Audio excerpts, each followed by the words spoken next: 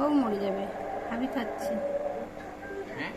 হাবি খাচ্ছে। এই ওঠ না, বারবার এসে এসে এখানে বসছে না, আমি তখনই সন্দেহ হয়েছি।